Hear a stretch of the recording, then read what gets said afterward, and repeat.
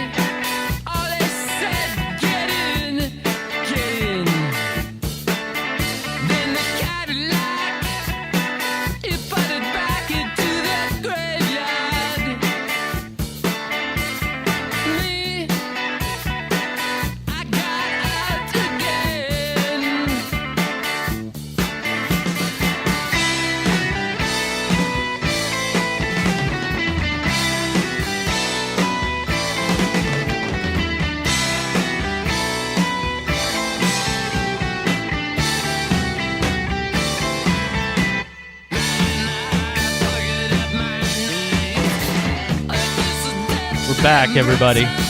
Welcome back to the EdgeStream.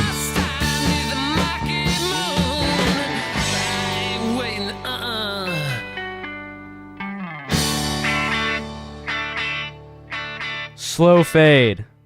Real cinematic like. No. I better. The song still has 7 more minutes to it, actually. But, I was taking the hints from the chat and realized that I might get lynched if I don't start the show. So, yeah, I'm ready to go. Are you guys fucking ready to go? Welcome to the EdgeStream! I just put some new filters on my microphone. Whoa, my microphone just came out. Sorry, technical difficulties. We will be right back. Just as I was bragging about... Holy shit. Well, how's it going, everybody? I'm here today with my special guest co-host while we figure this out. Why don't you introduce yourself, buddy? Edgy D, nice to be back on again, as always, on the edgiest stream on the internet. Hell yeah. I am CF Nature.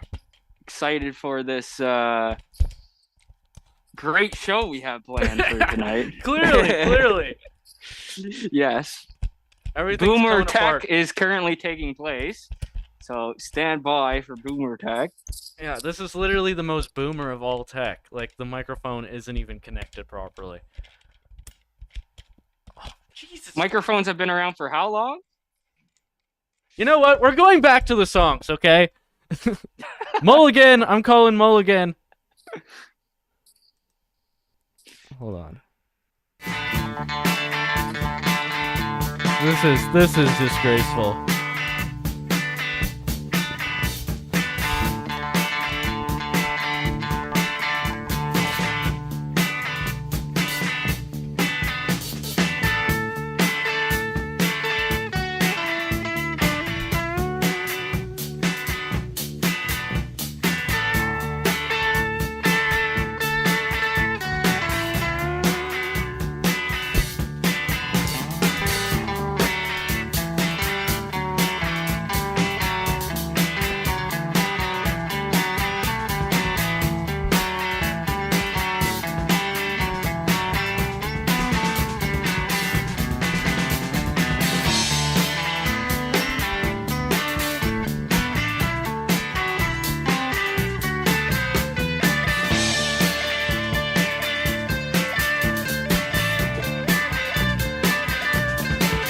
All right, and we're back. Take 2 for tonight on the EdgeStream.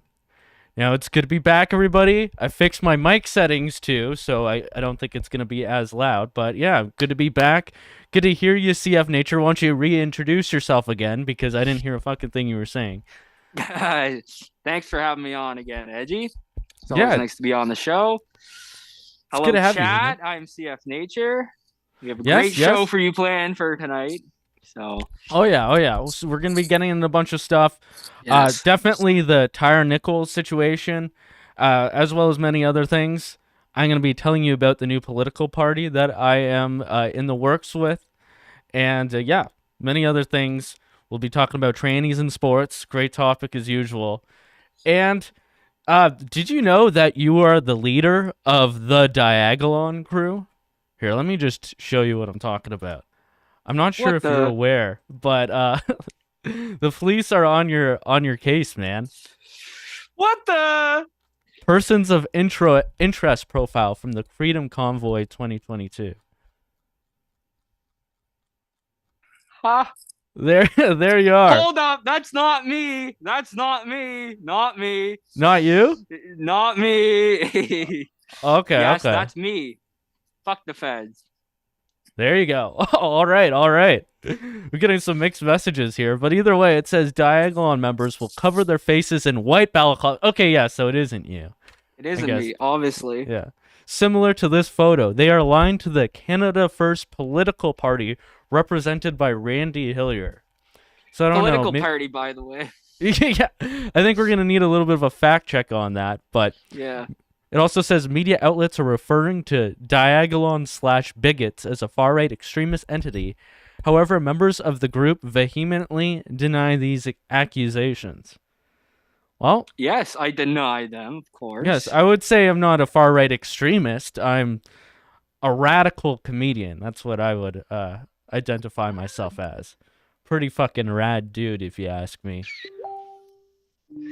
But anyways, let's check out the... I'm very excited. Oh yeah, you should be. Let's see what people are saying in the chat. I was getting lit up in the chat for my long intros. By the way, those intros are not long. Every other streamer has longer intros to get people piling in. And they know that. They're fucking with me. But, you know, I have patience. I have compassion for my viewers. Sometimes. We'll see. We'll see what people are saying. Hey, at least you're on time. 8 o'clock. Kind of. They were saying that I'm running on colored people time. So 5 minutes late. I'm not sure that quite qualifies as CPT, but it's neither here nor there. So we got Lee Stewie in the chat. She thinks that person in the thumbnail with this... Well, we'll be talking about the Scold's Bridal. I think she thinks that might be her. And she might have been the inspiration because she was making fun of me a lot. Tofu TV, good to see you, buddy. North of Nothing, just came from North of Nothing stream. Me and North of Nothing actually got a 32-part, I guess, docs smear thread written about us. Let's just take a quick look at what they were referring to with that. What the? Hold on. I'll get that up. So apparently they do not want us knowing about Jew magic. So it says more anti-Semitism. Edgy D refers to the Jew magic to subvert society. So they're on to us. They don't want us to know about it. You know, my power levels were getting a bit too high. They saw that I was studying Kabbalah. You know, I was doing the one eye, the all-seeing eye and stuff. So they're trying to stop me, but they're not going to stop. They're not going to stop my foray into Jew magic and finding out the secrets of the world. Nice try, Tony. But anyway. Oh, it's Tony. Tony. Well, actually, it's Evan Balgord, but okay. Yeah, that's what he goes by on Twitter. Yeah. I actually saw a really good movie that reminded me of things that they're doing. So a couple days ago, I saw this German movie, The Lives of Others. Now, it's the only movie I've ever seen about the German Stasi from, after World War II.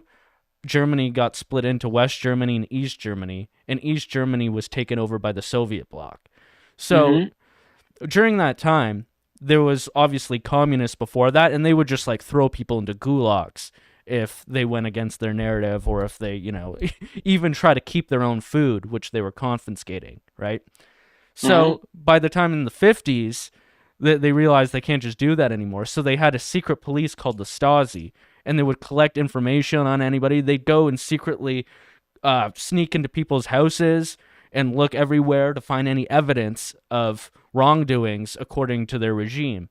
And in this movie, The Lives of Others, they're monitoring this artist who, they're giving him this new artist all this money who just came in from the West. And he's like the only artist who knows enough about the West while still supposedly going along with the East Germany regime, right? But they're skeptical of him, so they want to like monitor him and stuff. And then, yeah, he starts rebelling, so they were right about that.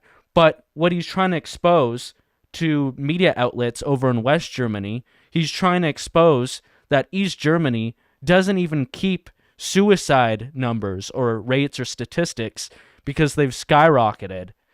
And they don't want anybody to know that outside of East Germany, that people are killing themselves because of what's going on in their authoritarian regime. And likewise, what's happening now, you see how the Ontario police started this thing called Operation Hendon or Project Hendon, where they're basically just monitoring people like us. And they're profiling the shit out of Randy Hillier. Now, what is Randy Hillier doing around this time?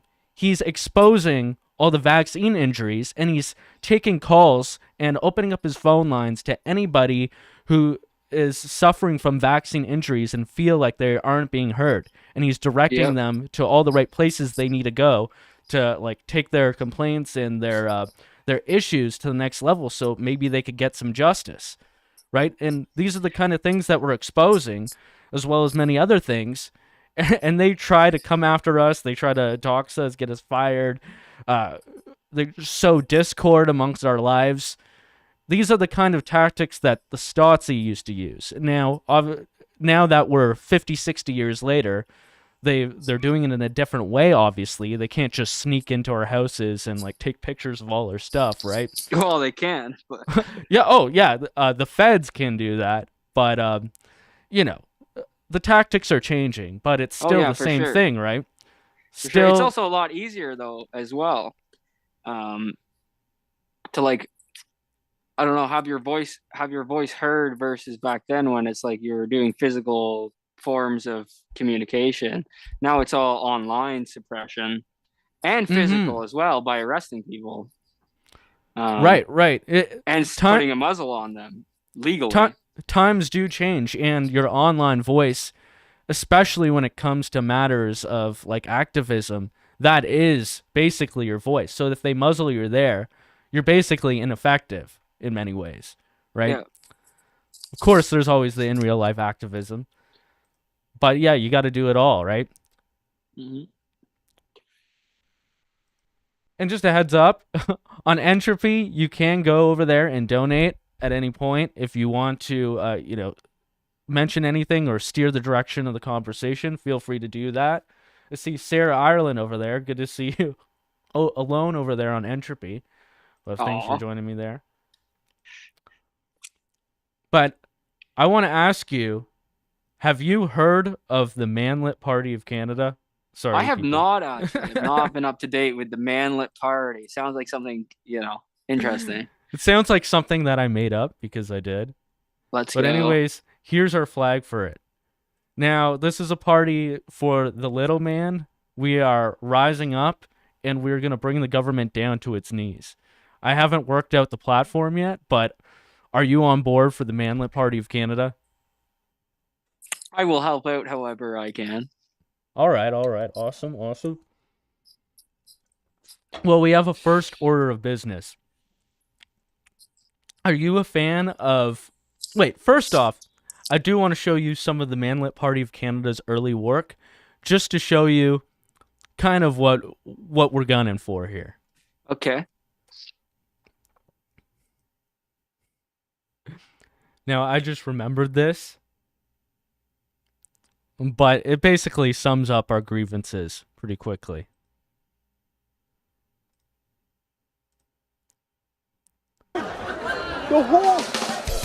This is from my video, America's Funniest Protest Videos 2020 edition. Now sure, Black Lives Matter. In fact, they matter so much that every Fortune 500 company has donated money to black charities. Not to mention all their institutional advantages like affirmative action, diversity quotas, and endless welfare. We all agree that Black Lives Matter, but what about all the marginalized people that have no advocacy group for their disadvantages? I die about this shit. Short ass nigga, I'll slap the shit out you. Why did the police let this short man join? Who the fuck is he gonna hurt? Look at Based? this munchkin! Look at this baby ass bitch! You're Based? so short! Look at this short guy! Who are these Are you seeing this? I am. That is discrimination. Yeah, that is height supremacist racism / discrimination. Real. It reminds me of that guy in like that bakery. Remember the guy in the bakery that was Bagel like, Boss? Bagel Boss. Yeah. I've That's played who this party's for. Yes, exactly. Bagel Boss is who inspired me to start this party. To be honest. Baby ass bitch!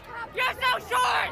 Look at this short guy! Who are these black privileged bastards to discriminate against and harass us vertically challenged men? As a 5-foot manlet, I am sick of this fucking shit. We'll see who survives this upcoming nuclear fallout.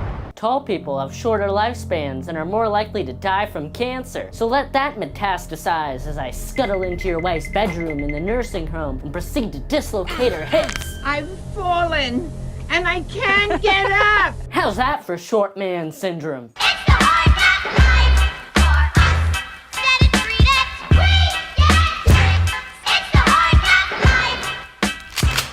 There we go. That's what I like to see. Big manlet on campus. Real. There we go. So I don't know. I'm on board now. I am on board now 100%. Right? I told you it was going to be good. So we are at war with all the lanks, though there are such thing as good lanks and honorary manlets, as long as they are down for our cause. And now I have first cause or item of concern on the docket. Are you a fan, by any chance, of female stand-up comedians? No, not at all. Has there ever been a female stand-up comedian that has made you laugh? I've tried to rack my brain for this. Now, they have made me laugh in real life, but then again, stand-up is a lot better in real life. And, yeah, I don't know. There's just no female stand-up comedians that have ever really done it for me. There was one, Ali Wong. I thought she was pretty good. I saw it on Netflix. But other than that, all the greats... You might like snark at a joke or something, but it's nothing like bursting out laughter, like uncontrollable. Like you're just like spontaneously laughing. You're kind of just like, haha. It's like, okay. She crafted a joke together that made sense, and it triggered my lizard brain to give a ha, right? But there are people like Dave Chappelle and Louis C.K. where as soon as they start talking, like everything about them just makes you want to laugh, right? Yeah, exactly. Well, let's see what this female stand-up comedian has to say.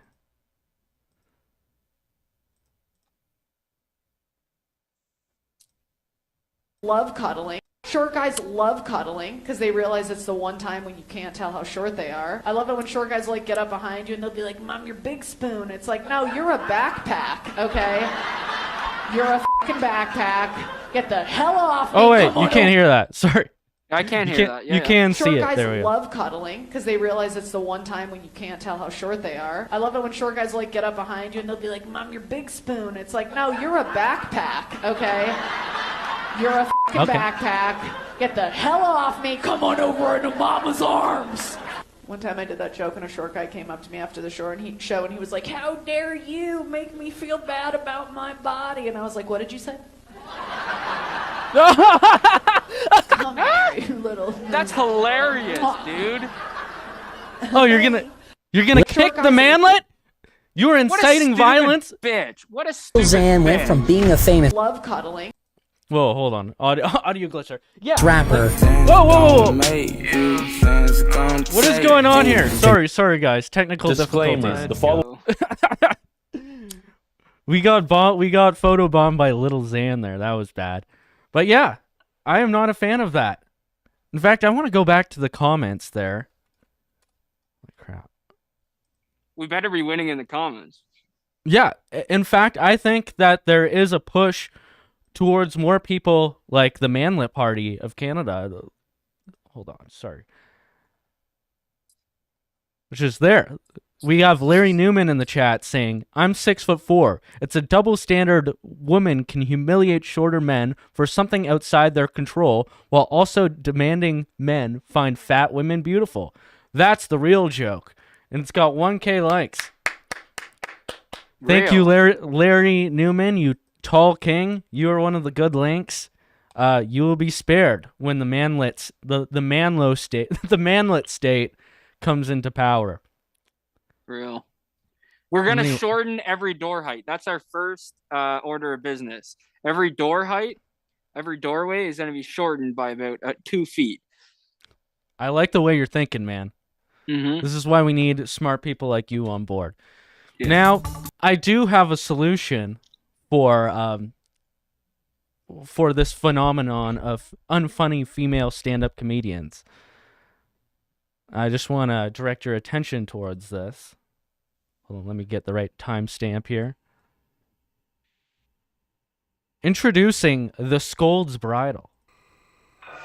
The Scold's Bridle was first seen in Edinburgh in 1567, but it soon spread south over the border. Basically, it was an iron frame which fitted onto the unpopular woman's head and was padlocked on the back, so only the key holder could get it off. It had a piece of iron called a tongue, which rammed into the mouth and stopped the woman talking. And once the Scold's Bridle was on, are you ready, Christy? Christy Colley is an amateur historian from Leominster, and she's volunteered to play... This is, like, unfathomably based. Like, it's pretty based. Gotta say, coming to a town near you, by the way. Yeah, I like all the way this guy's... Manlet discriminators. Exactly.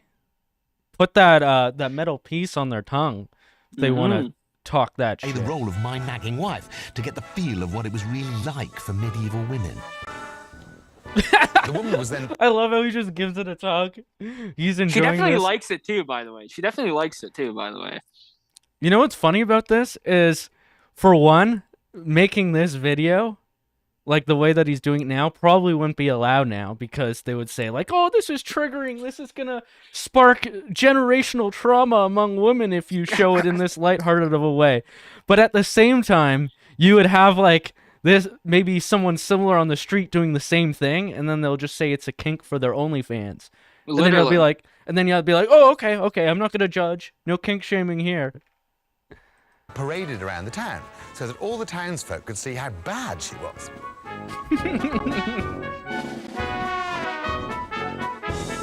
Often, the charge of being a scold was actually brought by the woman's husband. It was a perfect Nobody way cares. to humiliate Nobody her cares. into Literally submission. nobody cares. Yeah, nobody's doing it. He's laughing. Buddy's laughing. Nobody Sometimes cares. she was chained to a hook outside her house, someone else's house, the pub, anywhere really, so that all the town could show their disapproval. Yeah, this guy's from back in the day, so he knows what's up. Yeah. She shouldn't have been a nag. You know, sometimes they put a bell on top so it directs everybody's attention. So you just be walking around like, ding, ding, ding, ding. Oh, man. And in fact, the crime of being a scold was only abolished in 1967. Can you believe that? Now, I think 1967, that's around the first time female stand-up comedians came onto the scene. Coincidence? I think not. Exactly. Now, I don't know if that's a fact or not. I just assume it is. No, that's real. But anyways, introducing the Scold's Bridle, everyone.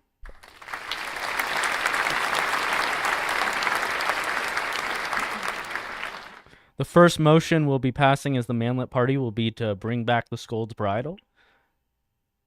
So let's see what everybody's saying in the chat to this.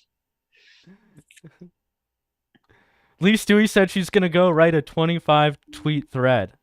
Well, that would be a pretty fucking hilarious thread, not going to lie. Please, get a good pic, though. Yeah, make sure you get we need to get a screenshot. Make sure you get my good side. I don't know which one that is yet. Can we do a DAG for their screenshot? Is that possible? Let's throw one up. Okay. Awesome. There we go. There you go. That could be used as the thumbnail, please, on your Twitter feed. Yeah. Karen, my favorite Karen, is saying she's just cringing at the thought of the damage to the teeth. Yeah, I find these medieval torture devices to be incredibly weird and fucking... Yeah, They're a little intense. They're a little intense. This one would definitely make you salivate and cause all sorts of teeth and jaw damage. Colbert's mom is saying, we've got people walking around dressed as animals and identifying as frogs. Of course they don't care. Yeah, good point. For real. We have B. Heiling in the chat on Entropy saying, Manlet lives matter. This is true. This is very true. MLM? MLM. MLM. I like it. I like it. All right. Now, I used to have a thing. Now, we're going to offset this misogyny with something else here. I used to have a thing called Woman of the Week that I would do every week. I'd find a woman who was doing good things, and I'd celebrate her. But unfortunately, I've run out of viable candidates after like about 2 or 3 weeks of that. So I've switched over to something different, but I think you're going to like it. Instead, now I have the BitChute Schizo of the Week. Let's go. Are you ready? Do I have a drum roll over here? Drum roll. No, I don't. Fuck. I have a dun-dun-dun. No, that doesn't really work. Anyways, the BitChute Schizo of the Week. Now, I was looking for something completely different, and then I just stumbled upon this title, and I was like, what the fuck? I have to watch this now. So, this is Daniel Metcalf 86. Can you see this? There it is. On Yes. BitChute. Daniel Metcalf 86. And the video title is How Deep Is Your Love? The Sissy Farm, Sissy Porn, Calvin Harris, Black Veil 28. So that's an enticing title. But then the first thing I did was I went and read the description. So this is what his description says. It says, while singing to How Deep Is Your Love, you are asking... Okay, he's British, so I'm doing my shitty version of a British accent. He says, while singing to How Deep Is Your Love, you are asking to be turned into a woman. To understand the lyrics, open my eyes, show me who I am, let me in on all your secrets. You can watch part 2 of the Black Veil series called Bimbo's Initiation, and then watch part 10 called One-Eyed Covered Meaning. Now, this is funny because last time we did a stream together, we watched Bimbo's Initiation, which was like a pre-Disney cartoon where it was filled with a bunch of Masonic and degenerate imagery, and it was meant as like you were being inducted into the world of, you know, degeneracy and appetite and into the secret society. It was basically a metaphor for all of that, and it was made by people who were of those secret societies. So it's funny that he brings this up. And he goes on to say, at the beginning of this Calvin Harris song, she wakes up on the operating table as a woman. The music is programming you with femininity. It's planting the seed of a captivating idea in the sissy porn, hypnosis porn, BBC hypno, etc. is MK Ultra for the public to really program themselves and want to be a woman. Once you have been programmed enough, you will be off for a trip to the sissy farm, where you will be turned into a sex slave and sold to perverts to sexually abuse and pimp you out. Then you will be killed and sold in fast food restaurants as a kebab. You are becoming a victim of human trafficking and sold into sex slavery. What the? Did you know any of this? No. Kebabs? What? Yeah. Now I don't. Yeah, that's kind of confusing me. So is this a plot from the Muslims if we're going to be made into kebab? I don't know. I didn't know that the Muslims had it in this. I didn't know that they were this cunning and true. Frankly insane. But let's hear what he has to say. I have a few timestamps so we don't have to listen to it all. But open up my eyes and show me who I am. Let me in on all your secrets. No inhibition, no sin, or whatever, right? Like I explained in the part of the Black Veil series called One Eye Covered Meaning, where they're always showing you this. There are no... Now, I love how this is number 28 of a series. I would love to see how he fills up every other one before that. Watch that to understand what I mean. Yeah, when the veil is lifted, yeah, you can be everywhere, see everything, everyone, bilocate, you're telepathic, all of it, when the veil is lifted. But if they lift the veil for you, Telepathic. like Bimbo, in Bimbo's Initiation, go and watch that, part 2 of the Black Veil series, you will be a slave. You will effectively be in the Hotel California. You can check out any time you want, but you can never leave. You can check out any time you like, but you can never leave, right?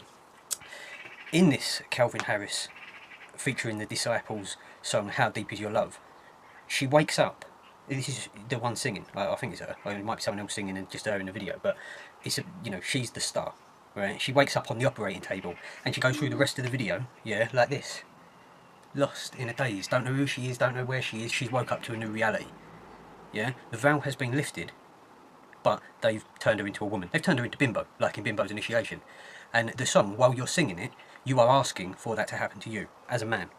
Open up my eyes and show me who I am. Let me in on all your secrets.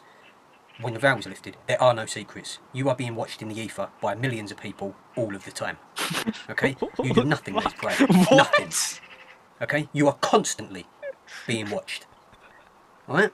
This is amazing, man. So, opening up to the deeper secrets makes you vulnerable to be put on an operating table, turn into a lady. I think so. I think that's part of what he's saying. Is that? He said something about, like, once the veil is lifted, you could become telepathic or something. So maybe he's talking about Jew magic, and that's what Tony didn't want us to know about. I'm kind of confused. However, though, I did go watch the music video he was talking about, so it's like, okay, what is he going on about? This sounds nuts. Calvin Harris, How Deep Is Your Love? And to be honest, when you watch the video, that is not an insane interpretation of what is going on. It seems like it's some kind of transgender, transhumanist, like a girl waking up, and then she like she's just amazed by her new body or something. So he's not entirely off on that, I don't think. But it just amazes me, like, what goes through the mind of a person like this? Like, hold on, you got to see the rest of this. So, okay. I'm not going to play the whole thing, but I'll skip to here. Saying, I will fly you to... So you're singing about her. You're singing as her. You're singing about her. And then you're singing as her. So everything you were singing about, you have accepted as being yourself, which is a boy dressed up as a girl. Now, in the porn video, there's a porn video called... See, this is where I think he's gone wrong, okay? Because I think you could say that, yes, modern music is trying to feminize you in many ways, and you see it with, like, Lil Nas X, right? And he's doing all his, like, gay Satan twerking Working stuff. on the devil, and yeah. Yeah, and music is filled with all this Freemasonic, like, Illuminati, occult-style Babylonian imagery, right? We know that, and... it's possible that they're making deals with the devil to some kind of capacity, right? But then when you watch, to me it sounds like this guy is got addicted to porn, and then he knew it was wrong, so now he's created this schizo like worldview about it, trying to. That's what I was picking up on. And it's some kind of conspiracy to get him to turn into a woman. Or he's like transvestite, and that's what he's, So everything you were singing about, you have accepted as being yourself, which is a boy dressed up as a girl. Now, in the porn video, there's a porn video called You Are Being Summoned to the Sissy Farm, or something to that effect. This is the beginning of the video, and this is what's going to happen to you. This is a global network. I am sitting here exposing human trafficking for you. Okay? I hope you appreciate what I'm doing for you.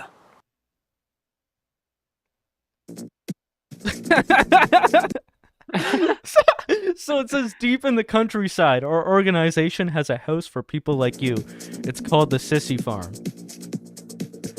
Just as factory farms are used for the mass processing of animals, we use the Sissy Farm for the mass processing of sissies. The sissies are neutered and then feminized to supply the world's growing demand for she-male escorts and submissive sissies. Upon arrival, you will enter via the servant's entrance. You will marvel at the opulence and the splendor of the house. but new sissies are not allowed in the main house until they have been surgically neutered. Our medical staff await you in an underground complex nicknamed the Dungeon. So I don't know, man. Definitely big if true. Real. That looked like a real estate ad with subtitles put over it though. So I don't know, dude. All right, well, 5-10 years down the line, if we start to hear more of this, maybe there's somebody who's like Epstein adjacent who is running this operation of sissy farms. I know I don't want to go to the sissy farms, so fucking I'm gonna keep on the straight and narrow, away from anybody who might do those kinds of things to me. But a big if true though, big if true. So 5 years down the line, I'll have to say, hey, I saw it on BitChute first. Maybe that is the final red pill, right? Like, there's all this other stuff about race and whatnot, but once you get to the darkest depths of BitChute, it's all about the sissy farm. Party's right. Like, yes, our governments are literally shipping like sex trafficking and shipping drugs across to other countries, and all this is going on. But I don't know about that. That's yeah. So he's partly right. I mean, that seems like something some porn freak video that somebody would make, and he's just taking it literally. Bearded McNasty say, imagine tuning in right now with no context. Yeah. What do you mean? Sean is saying, send that house to Nick Rochefort right now. The guy from MDE. He does real estate housing reviews, so that would be pretty funny. They also wouldn't post that video because people could geolocate it. Like it just doesn't make sense. Like, I don't know. Exactly. Well, what we do know for sure, though, and the government is totally allowing this and creating rules where the stuff like this thrives. In Scotland, we have... So now, I thought the story was fake. I was like, okay, this is troll bait. There's no way this could be real. So the title of this Daily Mail article is, Thought the rapist sent to a woman's jail in Scotland was farcical? Read about the killer who was born a man, became a woman, and now identifies as a baby, and who gets nappies and a dummy in their handheld every time they leave their cell. So this is that person right there. I think they went to jail originally for like reckless driving, and then they murdered their cellmate with a shoelace, and now they're there for like 20 years because of it. Who, them there? Or this person in jail. Oh, shit. Right. So part of the new rules that they passed there over there in Scotland, I would assume it's similar over here in Canada. So this is trans people supposedly in jails of whatever gender that they transition to, right? But I think it has the stat on this article somewhere, but most of them decide to transition after they get arrested. So you could probably imagine what's going on there besides obvious mental illness, right?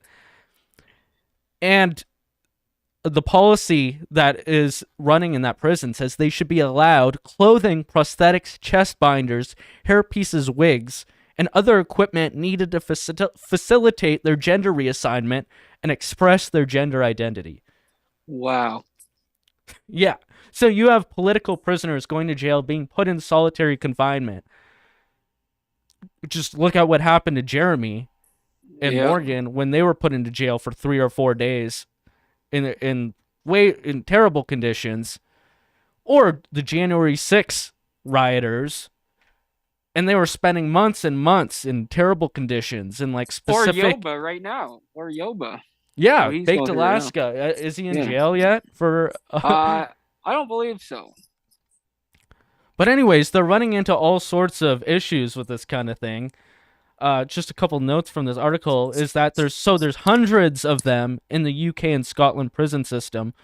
Almost half of them are there for sex crimes. Of course. Many of them are pedophiles. Many of them brag about getting into women's prisons So they're bragging about it to the other inmates, and they're known to get sexually aggressive once they get in there. One of them, this one up here, this guy is suing the prison for misgendering him in letters that they sent to him. Wow. Yeah. And of course, they keep getting transferred to different prisons too, a lot of them, because they keep on having sex with the other prisoners. There's this 6'4" pedophile that keeps on getting moved around too and getting into hijinks while they're at this prison. So, yeah, if you're a woman, don't commit any crimes. Though, if you want to be politically active, potentially in the future, you could find yourself in jail amongst these people. So, things are getting pretty scary out there. Not even 40 years ago, these people wouldn't be in jail. They'd be in a mental institution. Like, exactly. I feel like if you are in a jail and you're demanding that they identify you as a child or something, then you should be put in the psych ward of the prison. Exactly. And then you'll stop fucking around with people like that. And like trying to manipulate people. And like obviously this person is like a skilled manipulator, right? Now, what has Jordan Peterson been saying lately? I know he's on a kick about the trans. Well, it's like the trans. It's like, we have to, I don't hate them or anything, but it's like, you have to.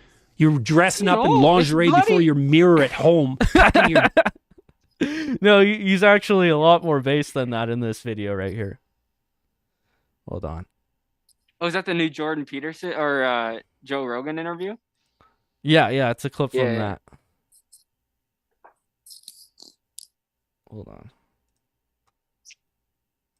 You're dressing up in lingerie before your mirror at home, tucking your dick between your legs, imagining you have a vagina for a sexual kick. Oh, there was nothing sexual about that. Yeah, right. Bloody absolute liars. I just love hearing him say dick. He uses all these fanciful words and then he just throws in a vulgar word there. I think it's a good spice to his language. You're dressing up in lingerie before your mirror at home, tucking your dick between your legs, imagining you have a vagina for a sexual kick. Oh, there was nothing sexual about that. Yeah, right. Bloody absolute liars. Now, bloody absolute liars. So apparently he had a huge performance at the Canadian Tire Center. I don't know where in Canada, but yeah, he had a huge performance in Ontario. Okay. Or sorry, Ottawa. Sorry. Okay. Yeah, that was Monday. Right. And it attracted thousands of people. I saw what it looked like outside. There was tons of people, got interviewed and stuff. Now, they tried to cancel it. It's specifically because it's Canadian Tire was hosting it, right? The Canadian Tire Center. And I guess they really stuck their necks out and they went against the cancel culture mob. Obviously, we know this isn't enough. And like, he's like the gatekeeper of the right. Yeah. But it is good to see at least some company trying to do something that goes beyond, the corporate HR policy, kind of environmental social governance, social credit score kind of system. So it was $80 a ticket. Yeah, I know. It's a huge grift. Now, there's also another clip that just came out where it seems like Jordan Peterson is advocating for the overthrow of the Iranian government. Yeah, you can tell that the Daily Wire Plus money is really treating him well if he's going to say something like that. Yeah. So we have transgender people taking over the prisons. So yeah, I wouldn't want to get locked up with somebody like that. But it's always the guys transitioning into females. Like you never see a female trying to be a guy. Like never really. Well, I think that it shows something about the mentality of these people, especially when they do that after they're already in prison. They're predators looking to be among weaker prey. Yeah. And it seems to play out like that, at least for those people there, right? So I don't know if you've seen this, but yes, the transgenders are now taking over sports. And we have Finland has introduced the world's first transgender national figure skater. They fall down in the first 45 seconds, and no one is allowed to act like anything at all happened. So let's check this out. Lähteä toteuttamaan lapsuuden haaveita ja alkaa luistella naismoodissa, vaikka syntyperäisin olenkin mies. Ja sieltä on niin kuin 9 vuotta aikaa, eli siihen 9 vuoteen sisältyy aika paljon. Eli kun lähdetään ihan nollasta, niin ihan jo sitä, että pysyy pystyssä. I'm really confused on what's going on here. Ja sen jälkeen rupeaa niin kuin uskaltamaan tehdä jotakin siellä jäällä, ja sitten alkaa pikkuhiljaa kisaamaan ja esiintymään näytöksissä ja niin edelleen. Että sanotaan, että aika kivaa ura on ollut, mutta tietysti korona tuli vähän sitten väliin, että se sitten sotki kuviota. Mutta eteenpäin mennään ja homma jatkuu. Mahtavaa. Näiden Do you understand what the point of this what the point of this was at all? It seems like they just set this person up for embarrassment. Like almost to make fun of transgenders, to be honest. Right. Like this reminds me this reminds me of like one of those Make-A-Wish things where, you know, you have like the poor like little 5 or 6-year-old who has like some rare form of cancer and he's about to die, he's all pale. And then he's about to like throw his pitch at the baseball game at the beginning of the MLB game, and you know, he goes to throw the pitch and his arm falls off. And then everybody just starts, wow, so brave. Yeah, real. Like, except for this is supposedly someone who's not mentally ill. This is someone who's braver than all of us, right? But it's funny because it's like, if it was a guy figure skater that was transitioning supposedly into being a supposed female, then they'd still be good at figure skating. This is just like, they just found this person off the street to go bring him in. Yeah, let's get some figure skating. We need a tranny really bad. Let's just go to like the Skid Row of Finland and pick somebody out of there. That's what it seems like. That's hilarious. And also, like, they're really bad. Like, this seems like they've never even skated before. Exactly, that's what I mean. They just pick some first transgender that came in for the interview. You're hired. Wow. And anyways, like, I think the nuts are kind of making things less aerodynamic, and that's why he or she is not skating as gratefully, right? Because if if you were doing like triple axles and all these crazy spins and stuff, I feel like you would easily get testicular torsion. Like they would just get wrapped up, and you definitely have an accident of some sort. But at the same time, all these transgenders in female sports is kind of based in a way. It's like ruining female sports, like kind of based. Yeah, Just exactly. going in there, wiping all the records, wiping the competition clean. All these girls are like, I can't do my gymnastics anymore. It's like, okay, cool. Maybe you should learn how to cook then. Like, maybe that's possible instead of sports. Good take, my friend. Good take, my friend. Now, yeah, it's embarrassing because, you know, you think maybe a guy would be able to do this better, but apparently not. However, I have been interested in this chick lately. Have you ever heard of her? Taylor Silverman. So apparently she works with CPAC. And she's Silverman, by the way. Yeah. As you can see, sorry, can you see this? Yeah, I didn't even see it. Star of David. Oh, I didn't even. Wow. Right. So she works for CPAC, and you could imagine the kind of rhetoric that she pushes. Yeah. But also, she's making a name for herself by exposing, you know, the transgender athletes taking over women's skateboarding. Wow, such a travesty. So let's see her skill set over here.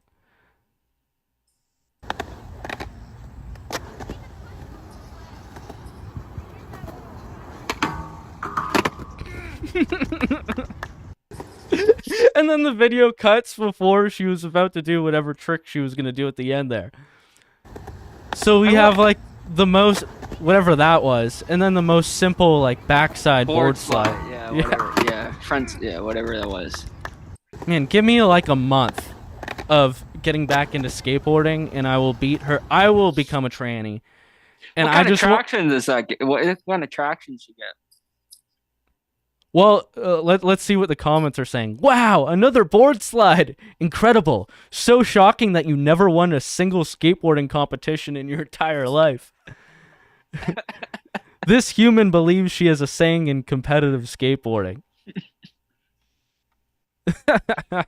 At the same time, though, it's like females, they're like, it's pretty, like, they need simple, like, propaganda almost. And that's what other, like her being like, oh, transgenders are ruining sports. And then other females will see that and they're like, oh, I guess transgender did that. And they'll have a different, like, view set of them, basically. So, like, obviously to us, it's like, okay, cool, like, whatever. I don't really give a fuck. But, there's some girls that are, like, totally apolitical and shit. It could be a good way in. I don't know. To introduce them to the culture war and stuff? Yeah. Yeah. I'm sorry, if your skateboarding is that weak, then I just can't get behind you. Yeah, true. Now, I think it's time we got into the Tyre Nichols stuff. So I've done quite a bit of research, and I've been looking at what the responses are, trying to contextualize that, just to see where we're at in terms of race relations. We've had the George Floyd incident, which had cities burning down, billions of dollars of damage. I think over 30 lives lost during the chaos of all the mostly peaceful protests, right? Mm-hmm. And now police, if they were having a hard time before with, like, the Trayvon effect or the Michael Brown effect, where police are afraid to properly police areas, especially because they don't want to get caught up in a situation like Derek Chauvin, where they're trying to restrain a black person and they get like 20, 30 years in jail, right? So we're going to see how this all plays out. But in the meantime, I'm going to take a quick break here, and we're going to have a palate cleanser with Tyre Nichols' skate video. Much better than the skating we just saw. So we'll just take a quick break, and we'll show that.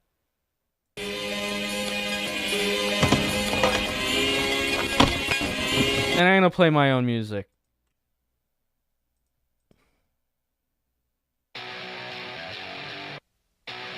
Tony Hawk Pro Skater 2 soundtrack.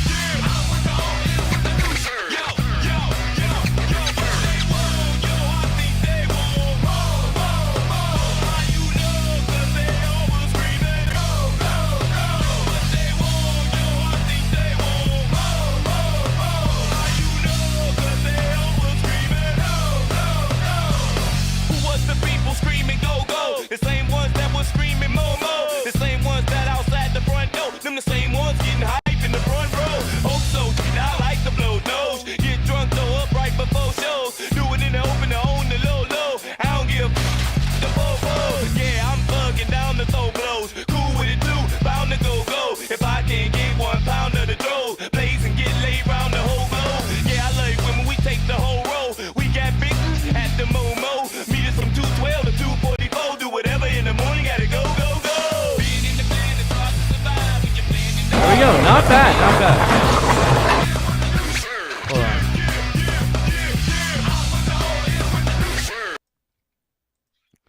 The PS2 classic. Exactly. Yeah. You're kind of the generation. Tony Hawk Pro Skater 2, probably the best game I played growing up. Real. And Did Tony you play Hawk the Pro sub Skater games 3 within and it? 4 and 1 close behind it too. And they had the best fucking soundtrack. A mix between like sick 90s hip hop and like that pop punk, metal punk kind of bands. Oh yeah.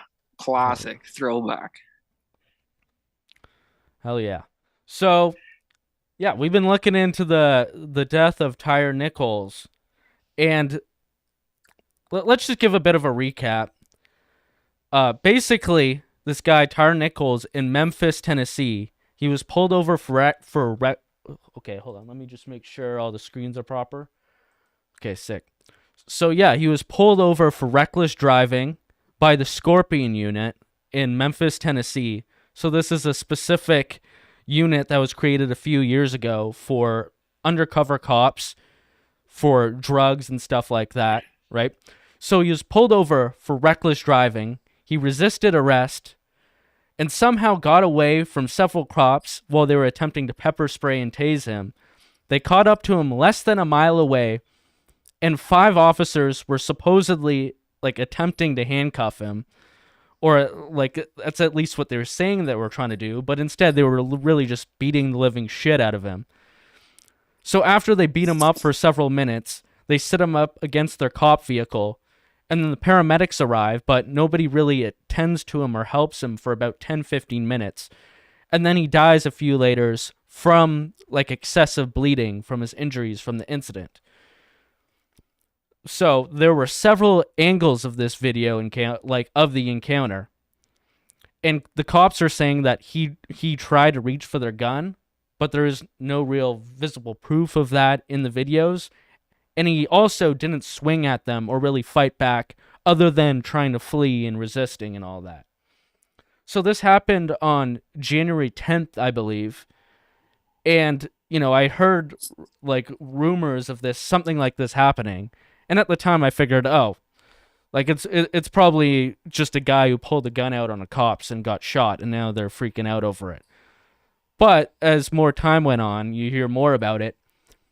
And I think on January 20th, they said that the cops, they named all the cops, and then it became apparent that they were black. So they kind of hid that for about 10 days or so. Now, I wonder why they would do that. Because I feel like if they were white, they would have exposed who they were right away almost, right? And they would have hyped that up, because that is the kind of racial narrative that all the race hustlers like to use, right? So it wasn't until January 27th that the videos actually got released.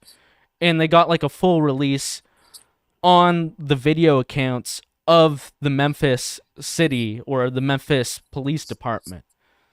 So these were widely viewed, and yeah, it just shows the guy getting the shit kicked out of him.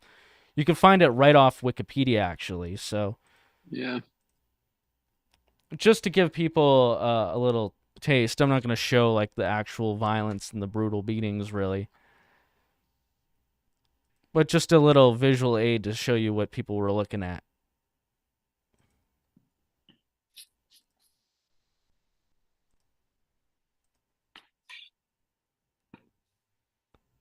So this is a camera mounted from a pole for when they found him at his second location.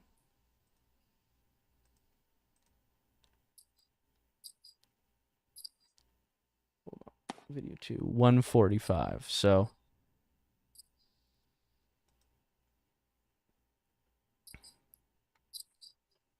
it's actually a pretty sad video to watch, to be honest. Like, yeah. So,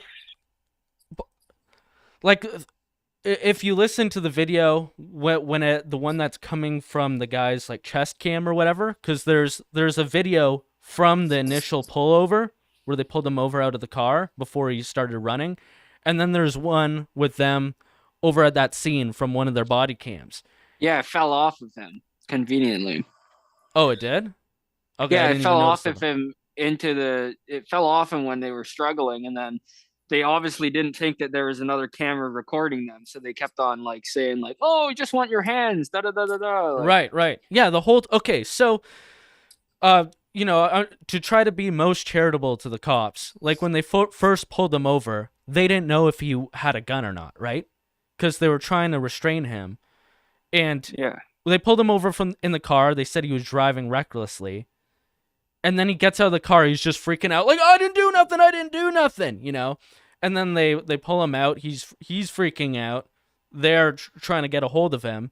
They end up tasing him and doing all this shit, and he somehow gets away from that. So just the fact that these cops who were like, this guy was pretty tall. He's like 6'3" or 4", but he's only like 145 pounds ish. And I believe he had Crohn's disease too. So these guys weren't able to subdue him. They're like pepper spraying each other and almost tase tasing. your ass, man. I'll tase your ass, man.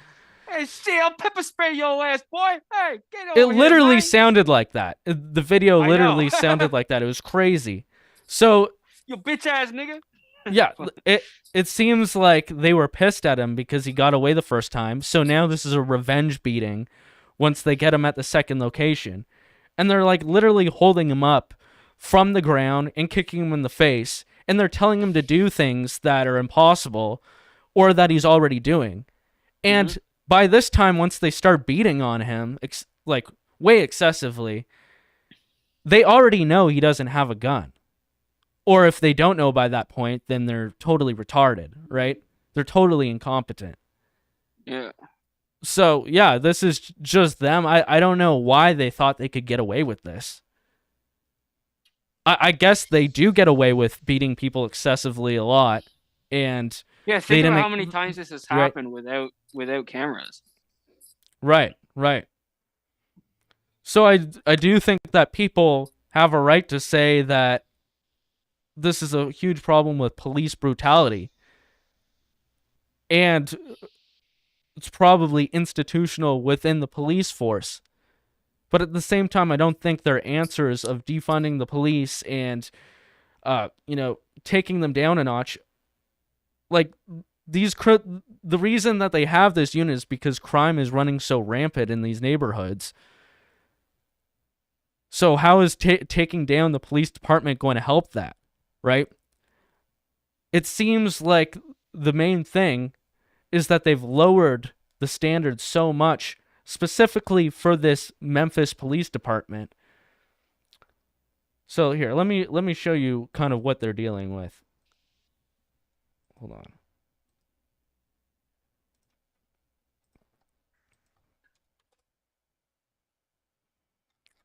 How badly they've lowered the standards. So in 2021, Memphis was so desperate to hire cops, it would accept high school graduates with 2 years of work experience doing anything. Recruits had to run 1.5 miles in 17 minutes and 38 seconds.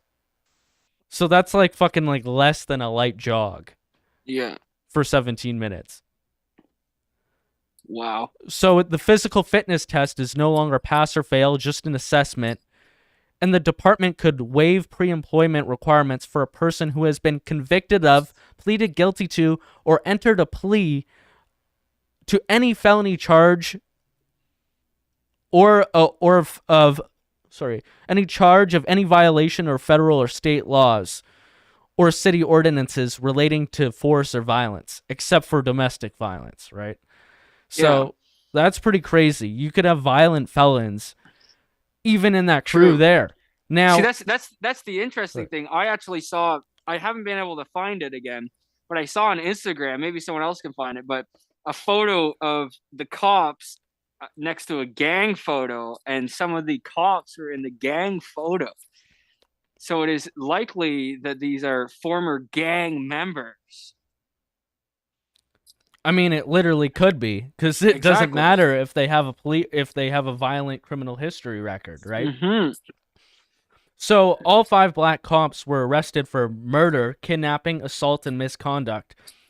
Now that seems like exactly what needs to happen, right? But they're still demanding more change. Now, how do you change that? Like, these are people clearly acting criminally. Mm-hmm. And now they're getting in trouble for it. Yes. So it's like I we don't, need more diversity hires. Like, what's your solution for this? Like, right. has to be something different. That seems to be what caused this in the first place. Exactly. They were founded in 2021 after the Black Lives Matter riots to peacefully, I think there was an article on that, but peacefully, protect the community. And they were just observers, I think, that Scorpion unit. I don't even think they were supposed to be, arresting people like that or beating the shit out of people. Right. Right. Well, they did release this video on this past Friday at 6 p.m., funny enough. Now, why they would do it at that time, knowing that there could be riots, so people were boarding up their shops, obviously, because they knew what could possibly happen. But funny enough, there were not many riots, if at all any. In fact, all that really happened was there was the typical protests, and then this guy smashed a police window, stomped on it, and the police took him off the car, and they arrested him without incident. Nobody stopped this guy from getting arrested, despite all the people being around. And then there was a bunch of, socialist, Marxist groups who had, just a whole bunch of different types of signs. Most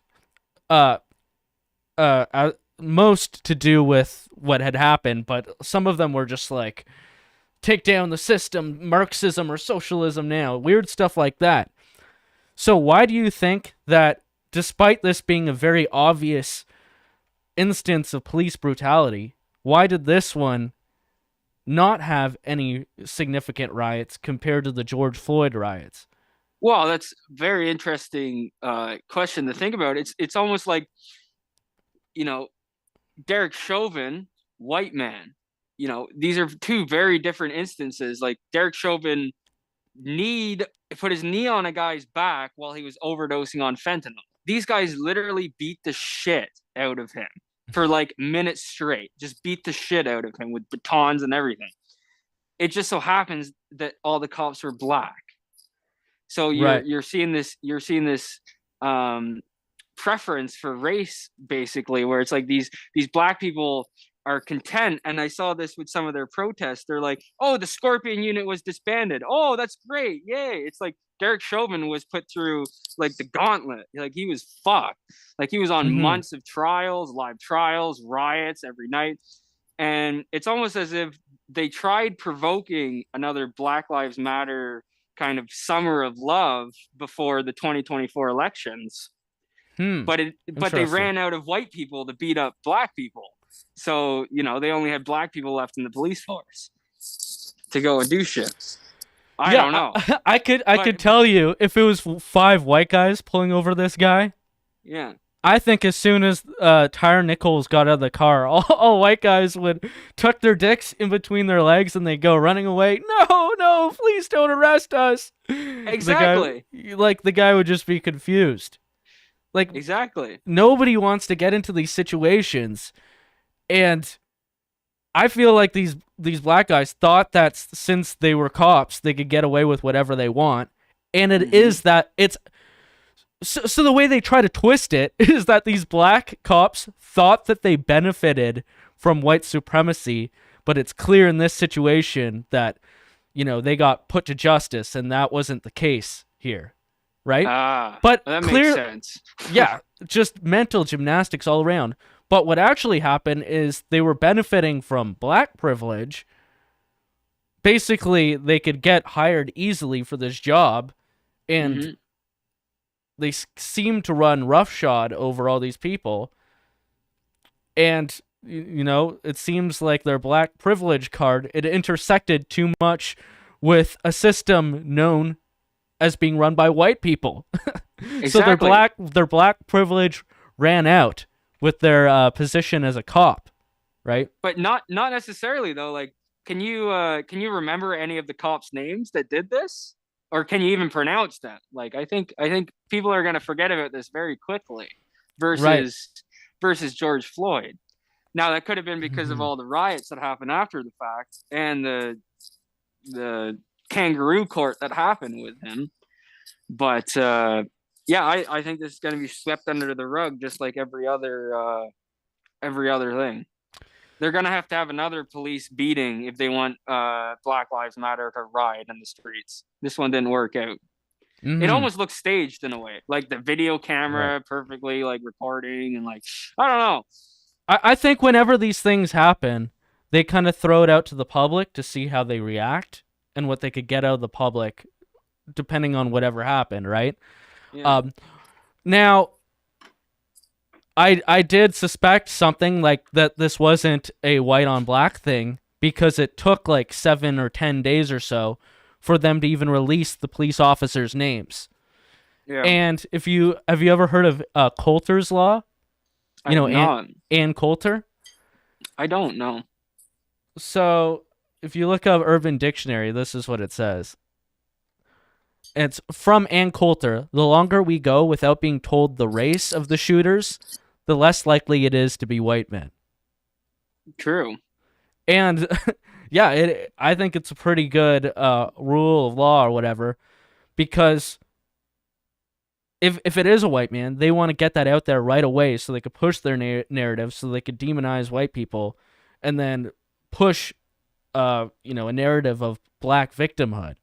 But if it's the other way around, they go to great lengths to try and protect their identity and just say it was like a random individual or something of that sort. Yeah. They're getting to the point where they're not even telling people the race of the perpetrators anymore. It's like, how are you supposed to find the suspect if you're not even describing their skin color, right? Exactly. It's totally obvious. Like if people can't see the total anti-white narrative that's going on right now, I don't know what to tell you. Really, it's like right. So this is the narrative that they're spinning on mainstream media. So we'll get into Canada's reaction, which is as pathetic as you would imagine from like CBC. But the main people from like MSNBC and CNN, we have this woman's name that I can't pronounce, and she says, this is from MSNBC, by the way, the racial identity of Tyre Nichols' killers is irrelevant. White supremacy is still to blame. That's because those 5 black officers were trained in a system rooted in anti-blackness, which means they were operating in the same racist system with the same racist ideals as their white counterparts. And best of all, they wrongly believe that their white adjacency gave them the license to do what they did. They were wrong. Oh, I see. No, that makes sense. Yeah. Yeah, big brain take. And then Van Jones. Like, Van Jones has been around for a while, championing messages like this. He said, black people are not immune to anti-black messages. At the end of the day, it is the race of the victim who is brutalized, not the race of the violent cop, that is the most relevant in determining whether racial bias is a factor in police violence. Like, you couldn't make this up.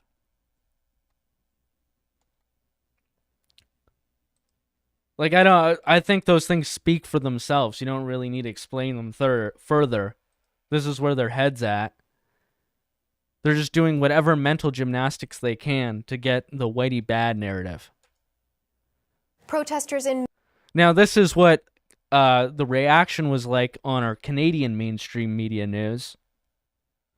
They're talking about things like different new forms of PTSD that are going to happen because of the video being out there.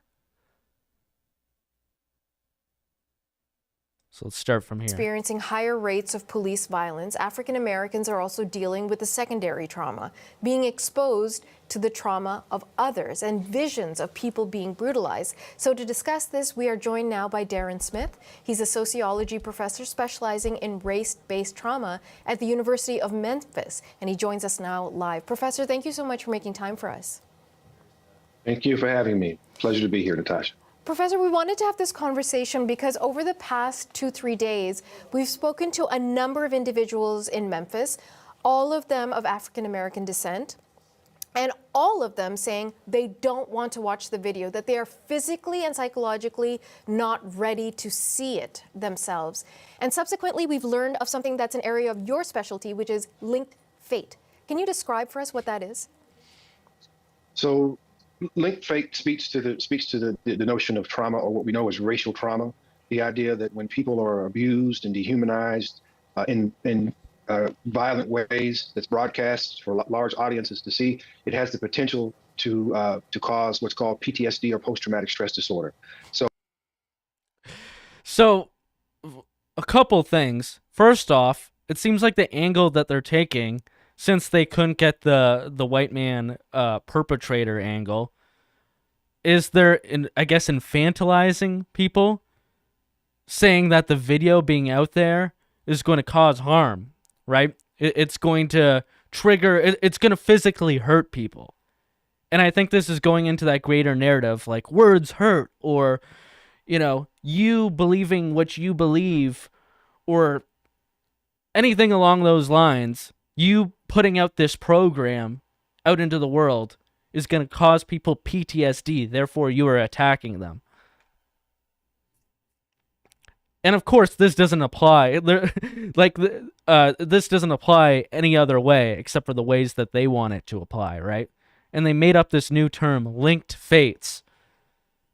So, once again, every other group but white people can have these linked fates where if something happens to one of them, it's happening to all of them.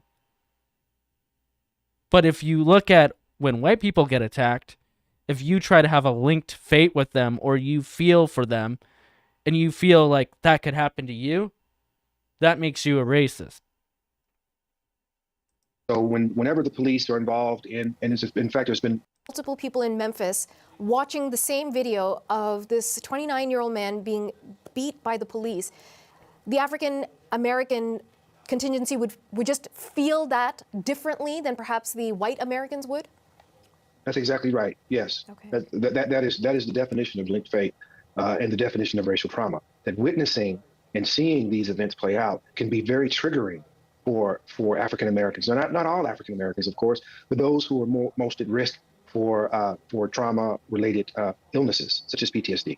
And what causes that? Is that just a matter of history or personal experience? Here in Canada, we often refer to something called generational trauma when we talk about the experiences of our First Nations or Indigenous, or as you folks would say, Native American communities, how they feel it. So we talk about a generational trauma.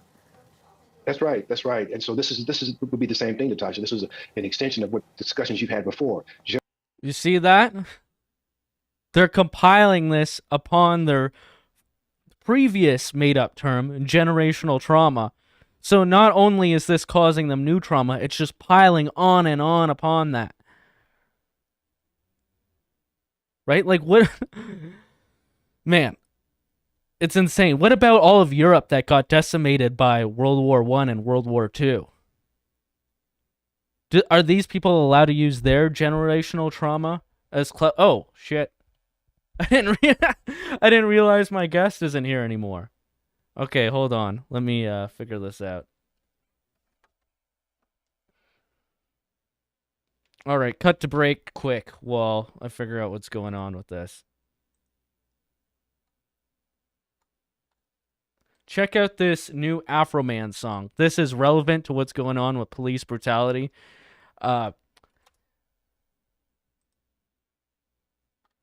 It's called Will You Help Me Repair My Door? And Afroman has a bunch of home video footage of him getting raided by the police, and he's questioning their ethics of them doing this.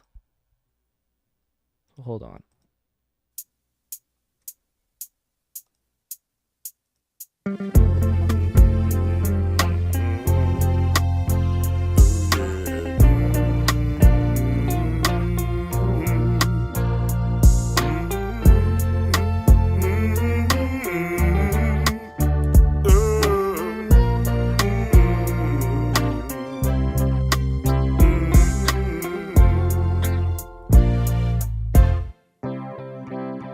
Will you help me repair my gate? Will you help me repair my door? Did you find what you was looking for? Will you help me repair my gate and door? slice of lemon pound cake. You can take as much as you wanna take. There must be a big mistake. Would you like to have a slice of my lemon pound cake?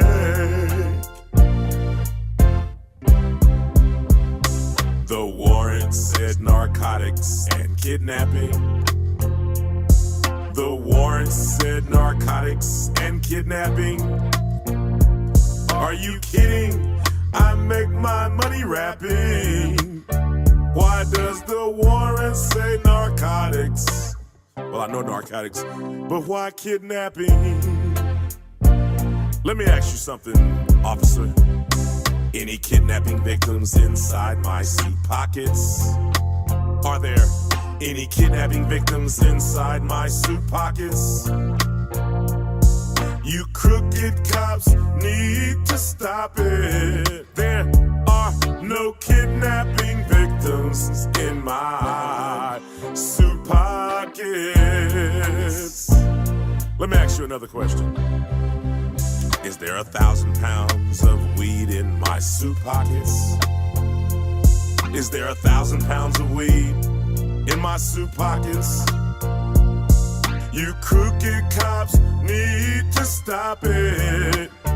There's not 1,000,000 pounds of weed in my suit pockets. Let me ask you something else.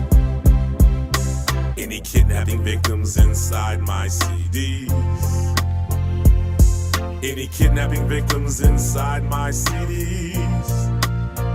The Adams County Sheriff Department, you can get these. There are no kidnapping victims in my CDs. How many pounds of weed are inside my CDs?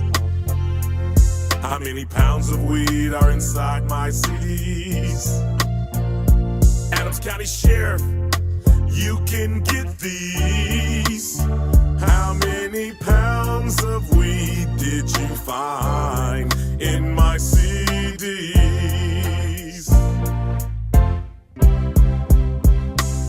Why are you stealing my money? Why are you stealing my money? You represent the law and it's funny. You're stealing my legal work hard every day. Pay taxes, money. All right, yeah, that's a pretty fucking sick song. I love the idea. I love how he took a bad situation and he made it into a great piece of art. You know, he exposed the cops who were fucking with him. I can imagine if I'm taking his word for it. But yeah, a classic Afro Man song. Another one. Man, I remember growing up with the songs like Colt 45 and Because I Got High. He's in a lane of his own, really. Fucking good stuff there from Afro Man. But anyways, yeah, my co-host, his phone died. It was cold and he can't stream while it's charging. So I'm going to finish the stream without him. But yeah, I'm just going to get right back into it. So where were we? We were with the Canadian reaction from CBC.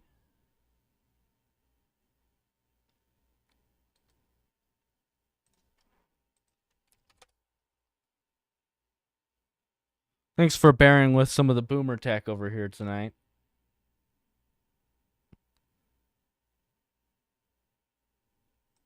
And here's the last part of this I want to show you. On any given day, on any given year. And so this experience of a trauma, this linked fate, how does it manifest itself physically, psychologically, in terms of health? Well, the symptoms of PTSD or linked fate-related disorders, race-based disorders, include symptoms such as headache, diaphoretic, people are sweating, feelings of impending doom, feeling like something's bad is about to happen, difficulties relating to other people, Side effects of race-based trauma include vomiting, nausea, diarrhea, suicidal ideation. Like, this sounds like it's a commercial for medication or something. Like, they're really trying to paint this narrative that things that are happening in the world, and especially anybody having an opinion against what they say about it, is going to cause people trauma. The infantilization of people. Meanwhile, they'll send people to Ukraine to go fight there and send them into a straight-up meat grinder. But, over here, we have to be so coddled that, you can't say things or you can't show a video, or else everyone's going to start having headaches and vomiting and all this stuff that he's talking about here. Difficulties in processing one's emotions. There's also more serious symptoms such as flashbacks and nightmares that individuals may have of replaying the incident over and over in their minds. Then, of course, suicidality could also be a result of this disorder, or a result of people being exposed to these sorts of things. So there's a number of.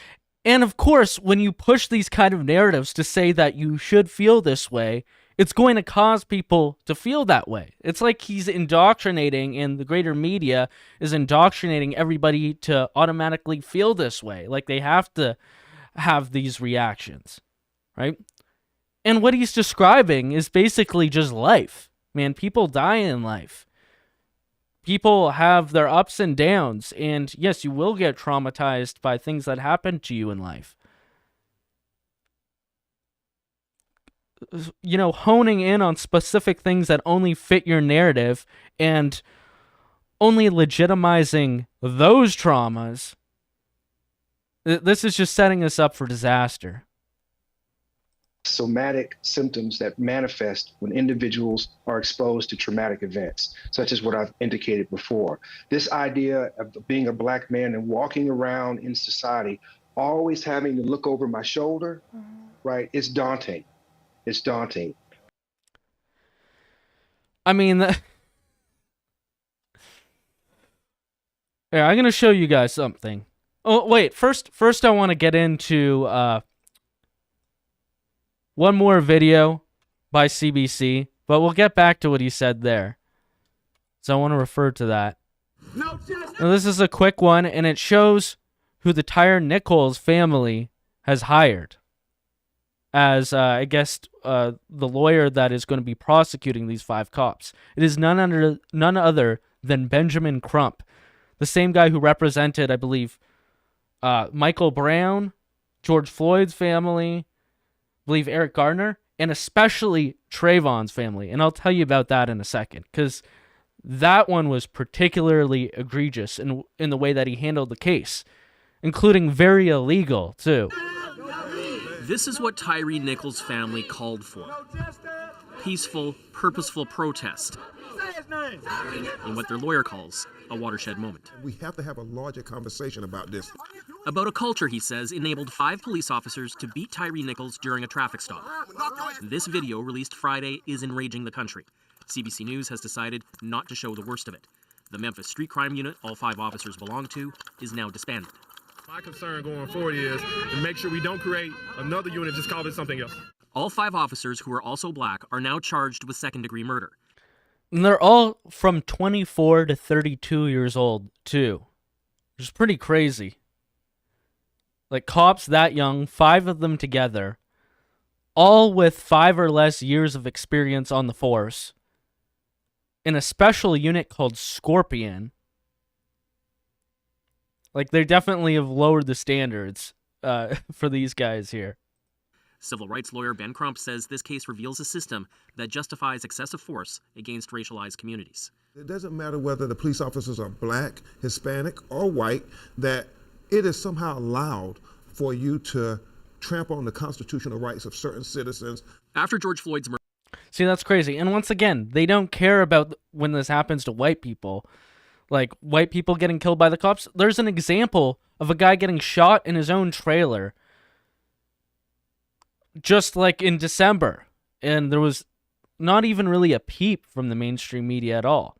But this guy, Benjamin Crump, there's a great documentary called The Trayvon Hoax, where this researcher, I think his name's Joel Gilbert, yes, he goes and he looks back into the Trayvon case, and he finds out that this attorney, Benjamin Crump, so basically, George Zimmerman was getting attacked by Trayvon and was beating, like, making both sides of of George Zimmerman's head bleed.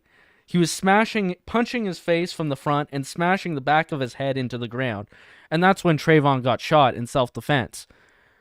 However, the only piece of evidence that stated that George Zimmerman was some kind of aggressor in the situation was a phone call that Trayvon was on with his then girlfriend.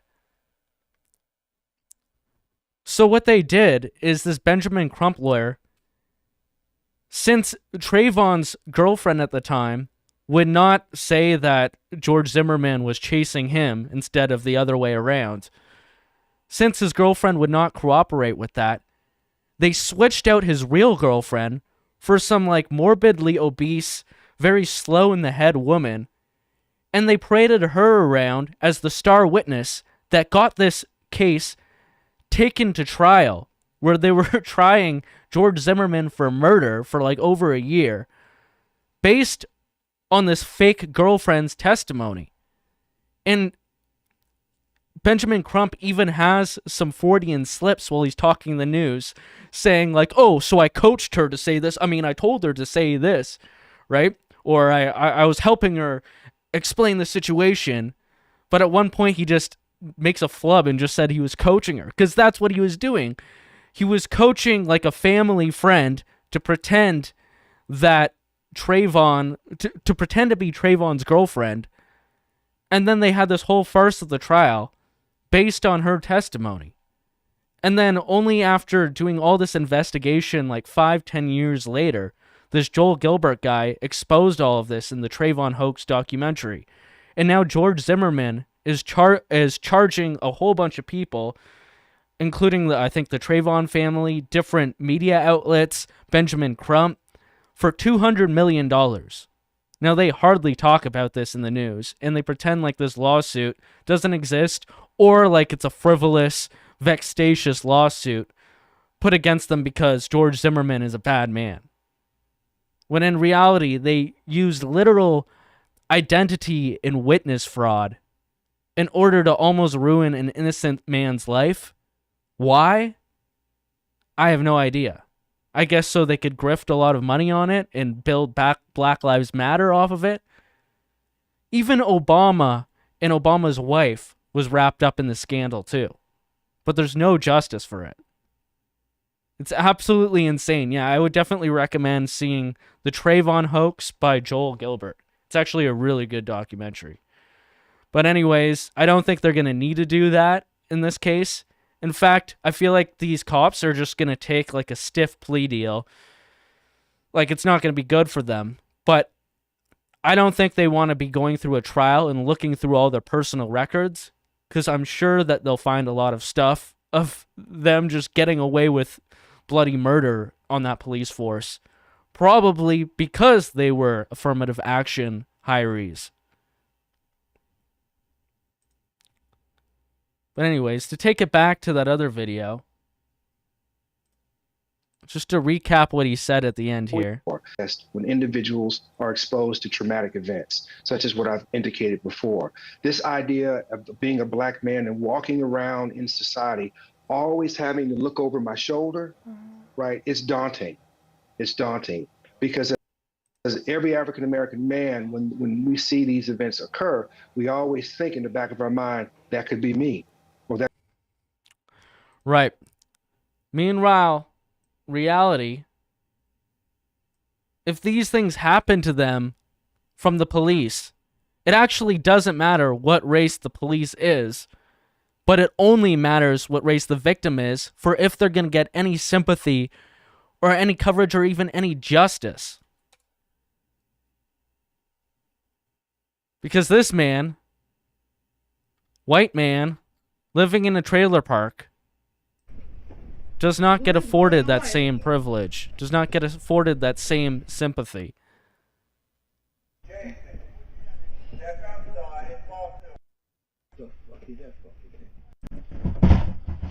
What the fuck? So they think he has like a hostage situation going on here or something. He's there with his wife, and the cops are at the door, and he's going to the door to figure out what the hell is going on. Now they're saying that like there was gunshots earlier in the night or something. Take a look what happens. Like he's only cooperating, that's about it. Like he's not running, he's not... He's opening the door for him, and this is what happens.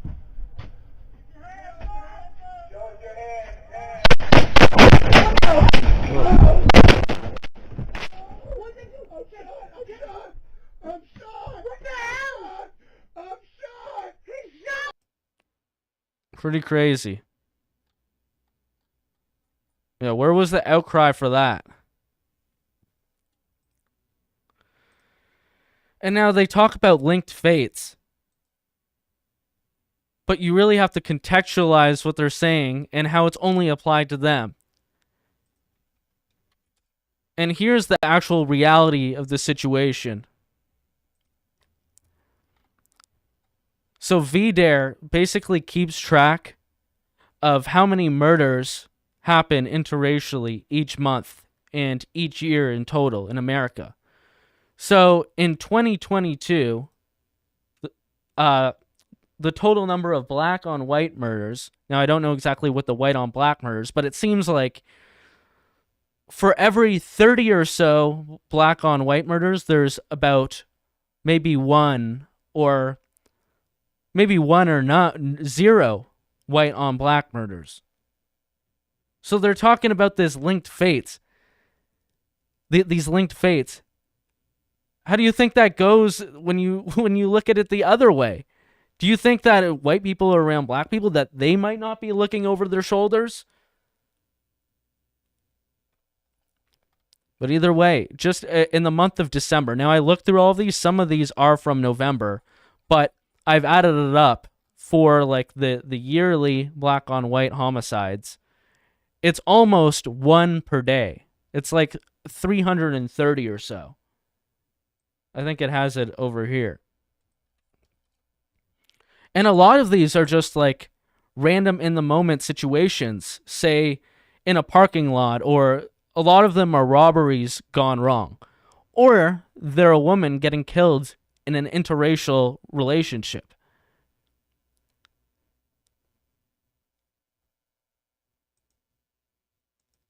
So that's actually the reality of this situation. Now, I don't want to be condemning anybody, like, as a group in this situation, but we have to look at the facts.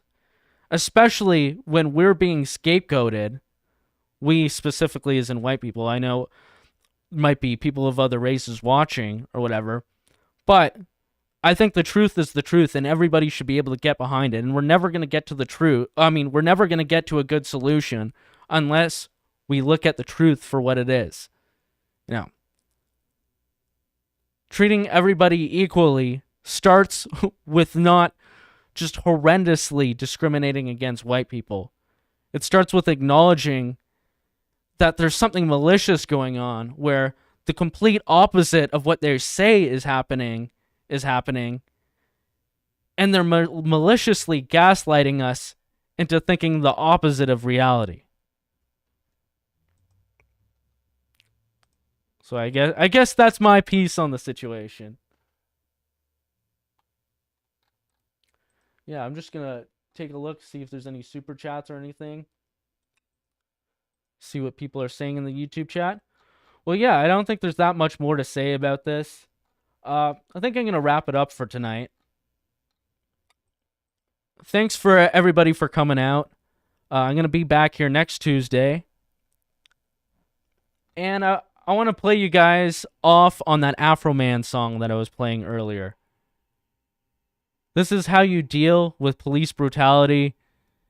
Man, set up cameras in your house, so if you do get raided, you can make a sick music video out of it. I'm totally down for what Afro Man did here. So yeah, it was a bit of a boomer tech stream. We lost our guest co-host halfway through, but that's fine. So let's finish it off on a light note here. I'm going to get this pulled up.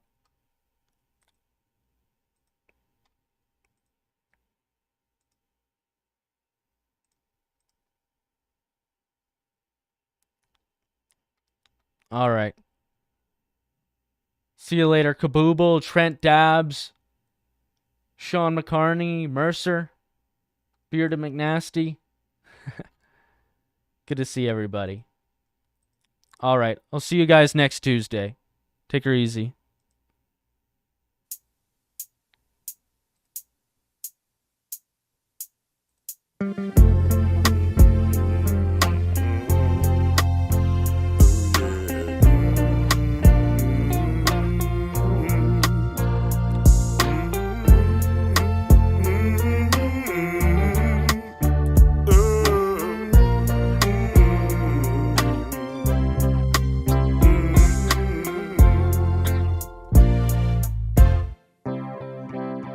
Will you help me repair my gate?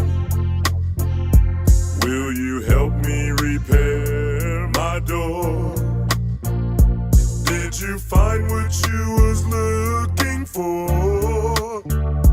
Will you help me repair my gate and door?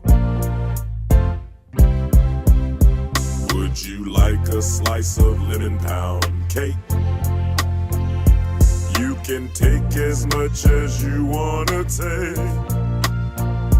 There must be a big mistake. Would you like to have a slice of my lemon pound cake?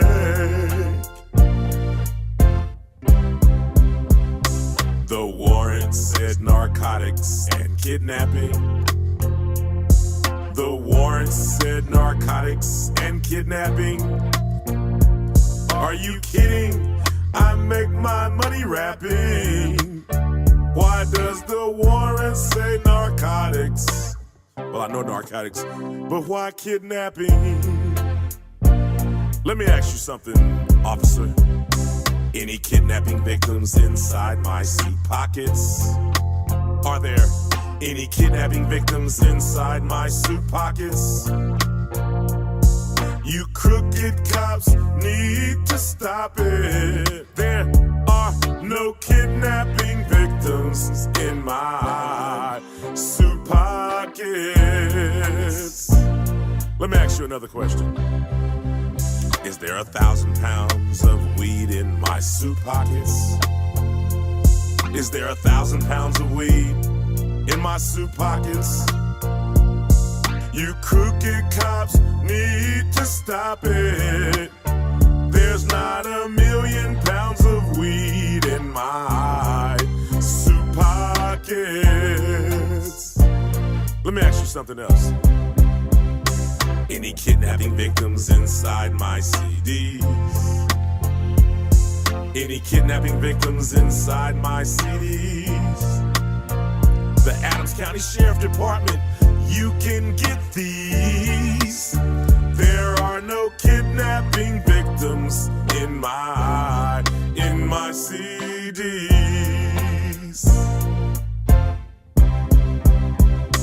How many pounds of weed are inside my CDs? How many pounds of weed are inside my CDs? Adams County Sheriff, you can get these. How many pounds of weed did you find in my CDs?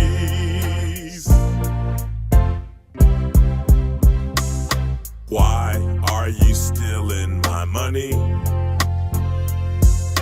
Why are you stealing my money? You represent the law and it's funny.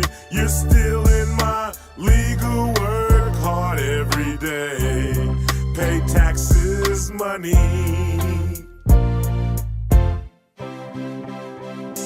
The sheriff disconnected my cameras.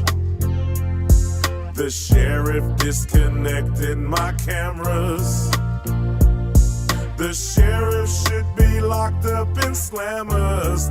The Adams County Sheriff Department disconnected my cameras.